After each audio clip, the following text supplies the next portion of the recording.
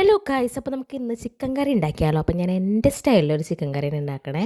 അപ്പോഴത്തേ ഇന്ന് ഓയിൽ ഒഴിച്ചിട്ടുണ്ട് ഞാൻ ഉണ്ടാക്കണം. ഓയിൽ ഒഴിച്ചു, അതിലേക്ക് പിന്നെ സവോള ഇട്ടു, പിന്നെ പച്ചമുളക് ഇടണം കേട്ടോ. നന്നായിട്ട് വഴറ്റുക, അതാണ് ഇതിൻ്റെ മെയിൻ ടേസ്റ്റ് വന്നിട്ടത്. നന്നായിട്ട് വഴറ്റി കഴിഞ്ഞിട്ട് ഞാൻ ഇഞ്ചിയും വെളുത്തുള്ളിയും പേസ്റ്റ് ഇട്ടു. ചിലർ ഇഞ്ചിയും വെളുത്തുള്ളിയും പേസ്റ്റ് ഇട്ട് നന്നായി വഴറ്റി കഴിഞ്ഞിട്ട് ഉള്ളി ഇടുക. അപ്പോൾ ഉള്ളി വാടാനായിട്ട് കുറച്ചും കൂടി സമയം എടുക്കണ പോലെ എനിക്ക് തോന്നി.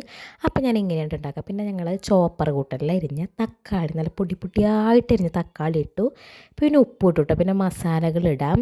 സാധാരണ നമ്മളൊക്കെ എല്ലാ ചിക്കൻ കറിക്കുള്ള മസാല, സ്പെഷ്യലായിട്ടുള്ള ചിക്കൻ കറിയൊന്നുമല്ല. ആദ്യം മല്ലിപ്പൊടി ഇട്ടു, പിന്നെ മഞ്ഞൾപ്പൊടി ഇട്ടു, പിന്നെ മുളക് പൊടി ഇട്ടു, പിന്നെ ഗരം മസാലപ്പൊടി ഇട്ടു കേട്ടോ. ചിലപ്പോൾ ഞാൻ ചിക്കൻ മസാല ഇടാറുണ്ട്, ഇന്ന് അത് തീർന്നു പോയി.